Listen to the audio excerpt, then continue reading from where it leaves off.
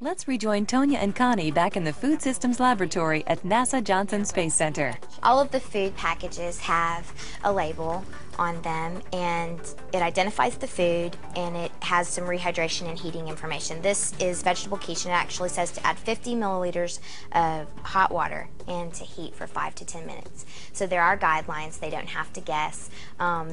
This amount is so that the food properly hydrates, and this time is so that it has the time to properly hydrate, and then it's at its optimum for consuming. The fuel cells used on the shuttle not only provide energy to run vehicle systems, but also produce water as a byproduct.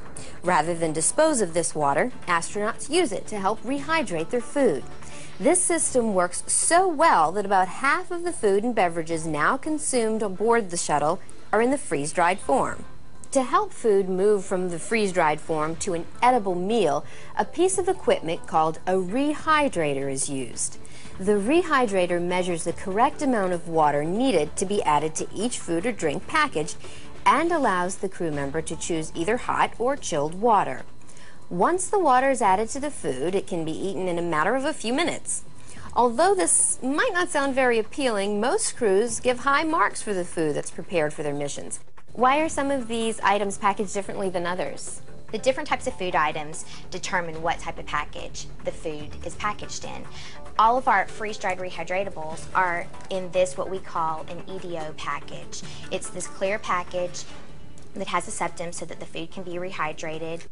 The other types of foods that are in clear packages are what we call our bite-size, or just natural form foods, granola bars, cookies, candies, nuts. They're all in these clear types of packages. This is what was developed for the food system.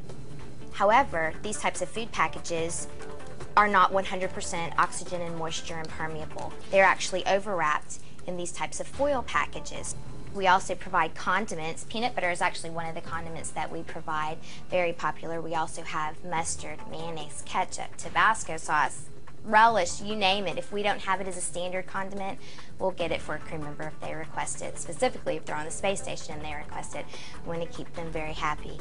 We also have salt and pepper, not your regular salt and pepper though, because if you had a regular salt and pepper shaker, it would go everywhere but the food, and that would create a huge mess. So we have liquid salt and pepper, and this is a saline solution, just salt and water. And then this is pepper. It's a pepper extract in vegetable oil. We are in Houston, so tortillas are a specialty, I assume. Tortillas are very special. They might be one of the most popular food items that we have on the menu. They not only serve as a food item, they actually work as a tool also. They have replaced bread, and the astronauts use tortillas to make every combination that you could dream of. So is all the food made here at Johnson? Not all of the food is made here at the Johnson Space Center. There are some food items that are what we call COTS, commercially off-the-shelf items, things like candy-coated chocolates or granola bar or crackers that we will actually buy from a food service distributor or from the grocery store, and then they're repackaged. Those are food items that don't need to be developed specifically for spaceflight. We don't want to reinvent the wheel, so to speak. Do you put any special markings or anything on the packages so everybody knows whose food is whose? All of the food items are actually color-coded. Each astronaut has a color that belongs to them. Right now, the station astronauts have red, yellow, and green dots, and so all they have to do is look on their food package, and in this corner of the label is a color dot. And so if you're red, you can look for your red food. Now, if it's regular menu food, you might not be so hurt if someone happens to eat your red carrot coins, but if it's bonus food that you've specifically picked out for yourself, you're not going to be so happy when someone eats something that has a red dot on it or came out of a box that had your name on it. Okay, some astronauts say that food actually tastes different once they get up there than what they've had down here when they were eating it. How do you compensate for that? That is true. Some astronauts do note that food tastes different in orbit as opposed to what it tastes like here on the ground. One of the reasons that that could happen is there is a fluid shift when astronauts are in microgravity, and so because of that fluid shift, it might actually lessen their taste and smell perception. Also, when you're eating, most of what you're tasting comes from what you're smelling. So if there is that fluid shift, you might not be smelling as much, therefore not tasting things that may not appear to be as flavorful. but we do actually take some measures to compensate for that. We offer Tabasco sauce, we offer pecani sauce and hot sauce, things to jazz it up, spice things up a little bit.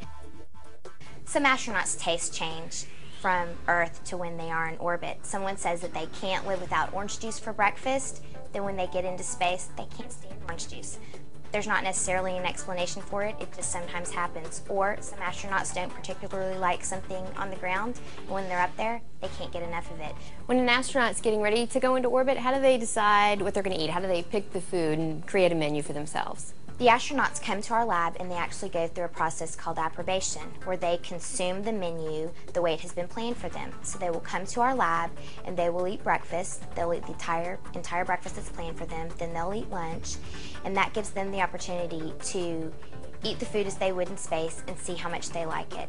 Because when they're in our lab going through a food evaluation session, they're only eating 1 or 2 bites of each food item, and that's not a good indicator, or a very good indicator of how well they like a food. When they come in and they sit down and they eat breakfast and they eat an entire serving of scrambled eggs or an entire serving of waffles, then they can say, yeah, I like it that much. I definitely want that on my menu, or no way, just a bite or 2 is enough. I'm not eating that. Or they might decide that they like something so much that they want it to repeat more than once on their menu, so that gives them the opportunity to taste everything again, give feedback before their menu is finalized, because it is very important that the astronauts eat exactly what they want and they're never given something that they don't like.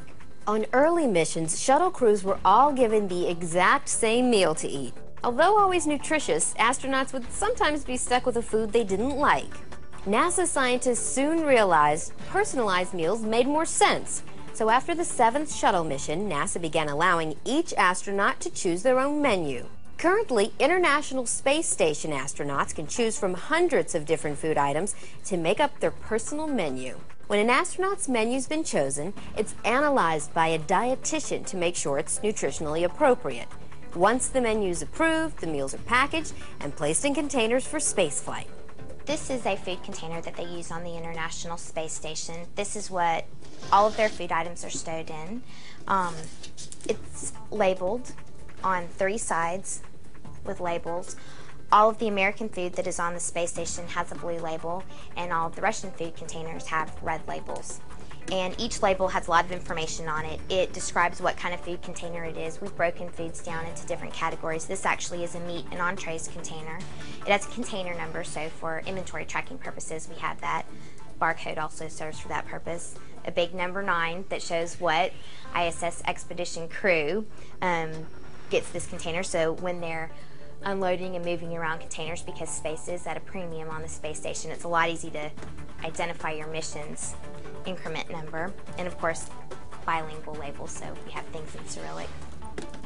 Food items are stowed in these containers very efficiently. Every bit of the space is utilized.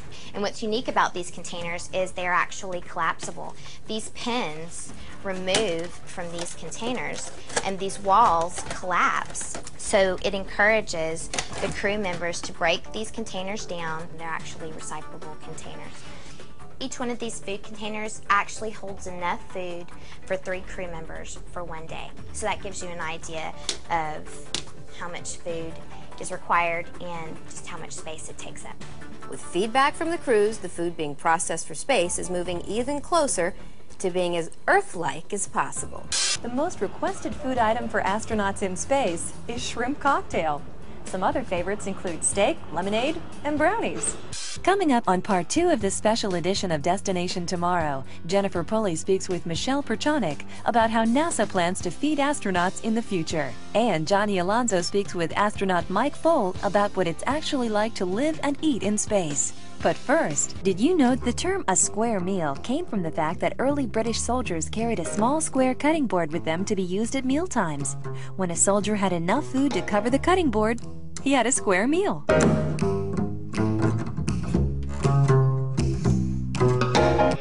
That's all for this edition of NASA's Destination Tomorrow. I'm Kara O'Brien. For all of us here at NASA, we'll see you next time.